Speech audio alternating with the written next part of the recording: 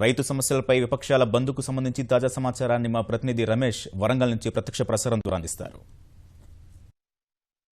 గోవర్ధన్, ఇప్పుడు మనం వరంగల్ జిల్లా కేంద్రంలోని హన్మకొండ ప్రధాన బస్టాండ్ ప్రాంగణం వద్ద ఉన్నాం. ఇటు విపక్ష పార్టీలు రాష్ట్ర బంద్ నేపథ్యంలో వరంగల్ జిల్లాలో బంద్ ప్రశాంతంగా కొనసాగుతుంది. ఇప్పుడు మనం చూడొచ్చు, దాదాపుగా ఇటు అన్ని దుకాణ సముదాయాలు కూడా తెల్లవారుజాము నుంచే అన్నిటిని కూడా బంద్ చేసి విపక్ష పార్టీలు రోడ్డెక్కాయి.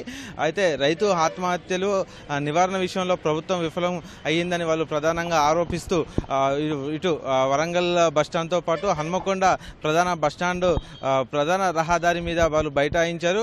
దాదాపుగా గంటన్నర సేపు వాళ్ళు ఆందోళన చేశారు.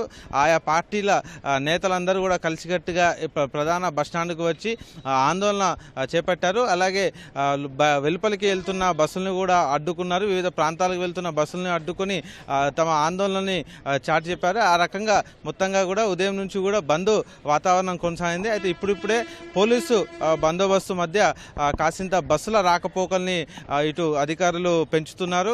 ఈ రకంగా హైదరాబాద్, కరీంనగర్ ప్రాంతాలకు సర్వీసులను కూడా పెంచుతున్నారు. మొత్తంగా మధ్యాహ్నానికి ఈ రకంగా కొనసాగుతుంది.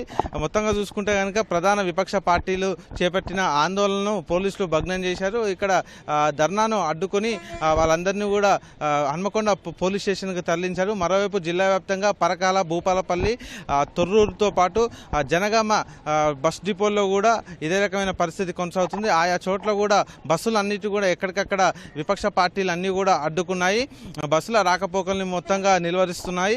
మరోవైపు వాణిజ్య సముదాయాలు కూడా అక్కడక్కడ దాదాపుగా మూతపడ్డాయి. ఈ రకంగా బంద్ వరంగల్ జిల్లా వ్యాప్తంగా కూడా ప్రశాంతంగా కొనసాగుతుంది. గోవర్ధన్.